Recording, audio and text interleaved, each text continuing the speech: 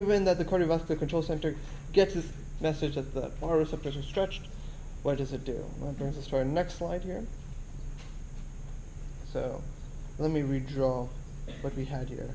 So we have our left ventricle. We have this really stretched out aorta. Right.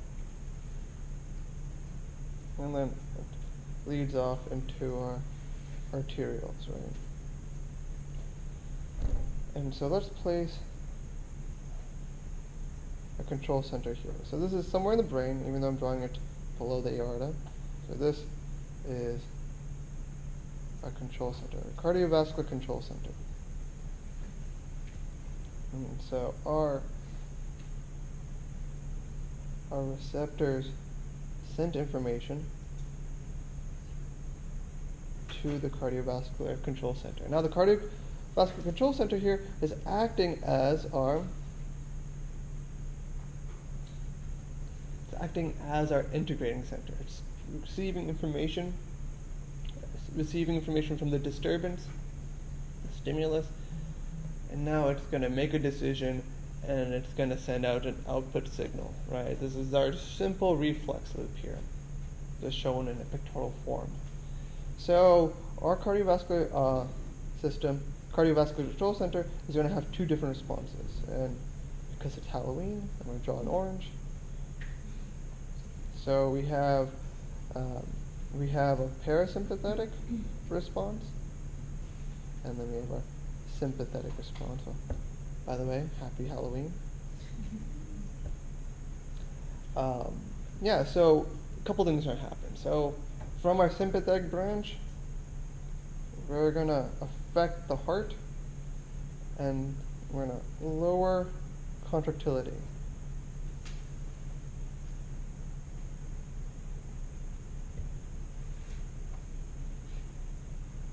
And then, if this is our SA node, we're also going to, lower our norepinephrine, basically, ceasing our function, or ceasing the sympathetic effect on the SA node.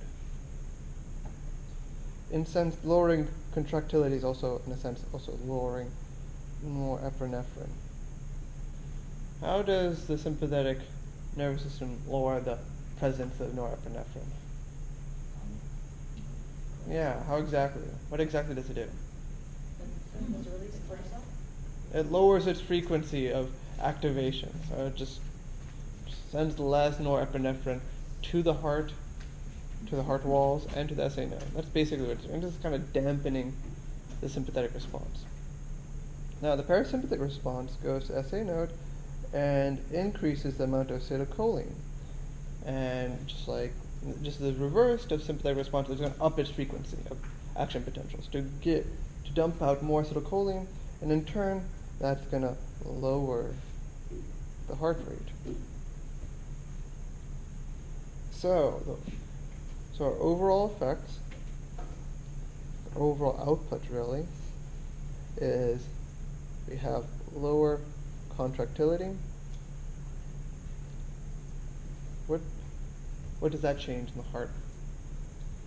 If you lower the contractility, you lower the force of contraction, and that lowers the stroke volume.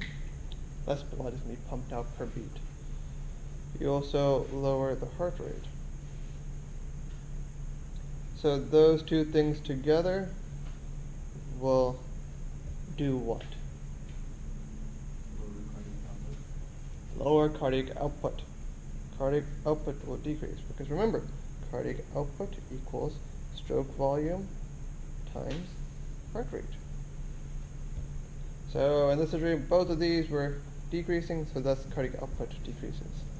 And remember, your mean arterial pressure is correlated to cardiac output times total peripheral resistance. Oops. So if cardiac output decreases, what's going to happen to mean arterial pressure? Decreases as well. Does this make sense to everyone? So you should be very comfortable telling me all these steps. If I just say, heart rate decreases, don't tell me, oh yeah, mean arterial pressure also decreases. You need to be able to explain each of the steps in between. So you have to tell me, oh, if stroke volume decreases, that decreases cardiac output, which in turn decreases mean arterial pressure. It's really important that you get that, step per step description.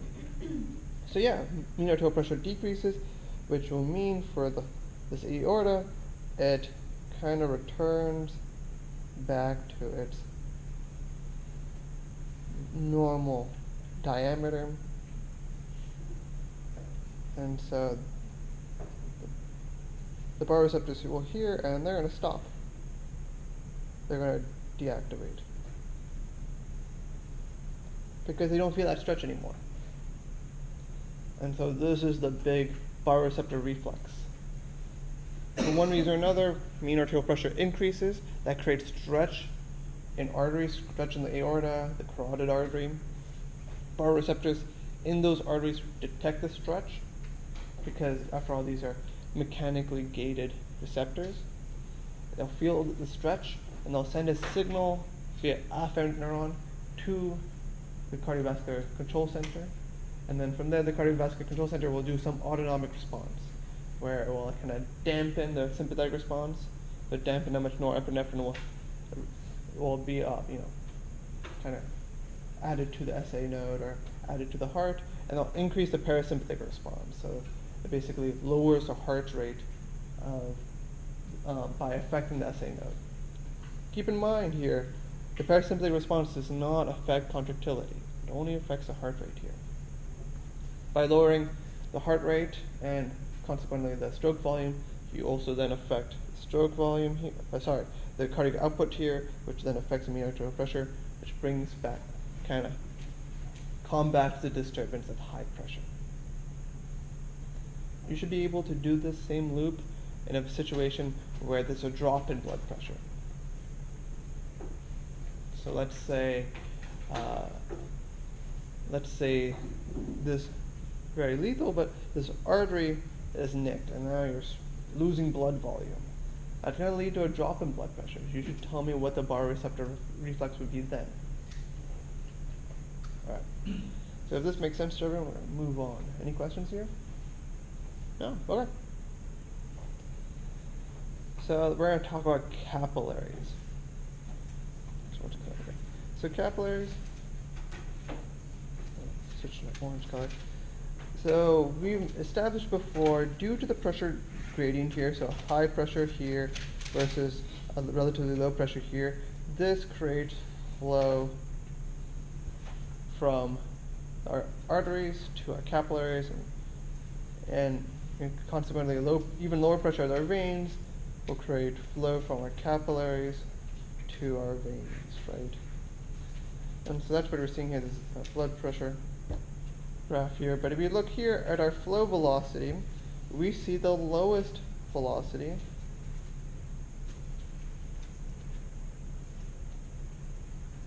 is here at our capillaries. And the question is, why? Why is that? Why do we see the lowest velocity at our capillaries? Yes? There's so many capillaries. And that means what? That to keep the flow consistent throughout different parts of the blood system, Mm-hmm. you don't need as much speed. Exactly. So it's this, it's this equation right here. Velocity equals the flow rate divided by the cross-sectional area, right? So the same flow is happening. So this is the same. These two flows are the same. The flow that goes into the capillaries has to be the same as the flow coming out of the capillaries, right? And so, because capillaries look something like this, so this is your artery, and then it branches out, right, into a lot of different capillaries. You see that if you add up all the cross-sectional area here, it's much larger than the cross-sectional area of the vein or the artery, right? You can see that in this graph here. This is a graph of cross-sectional area, and it's highest at the capillaries because there are just so many capillaries. And you add up all that cross-sectional area, it's much, much, much bigger than cross-sectional area of the aorta or the superior vena cava. And so to compensate for that difference in cross-sectional area, for this factor, you have to slow the blood flow down. Now, why is this a good thing? Why is it a good thing that capillary blood speed at the capillaries is slow? Yes, it helps with diffusion, right? When it comes to the capillaries, it's not necessarily about moving liquid from one place to another really quickly. It's about the diffusion of these molecules. These molecules are going to diffuse from the capillaries to the interstitial fluid. That's why capillaries are so small. That's why capillaries have really thin walls. It's because, what was this? Sorry. That's why capillaries are built that way. It's to kind of promote diffusion, and this kind of low speed here helps with that diffusion. So let's look at capillaries. So this is sorry, let me change color. So this is didn't change color. So this is a capillary bed. It is a whole bunch of capillaries that connect the arteriole to the venial. And so in between these spaces, you have cells, right? That's what these spaces represent, basically cells sitting here. And so the average distance between a cell and a capillary is about 0.1 millimeters. And this is good because diffusion doesn't go very far.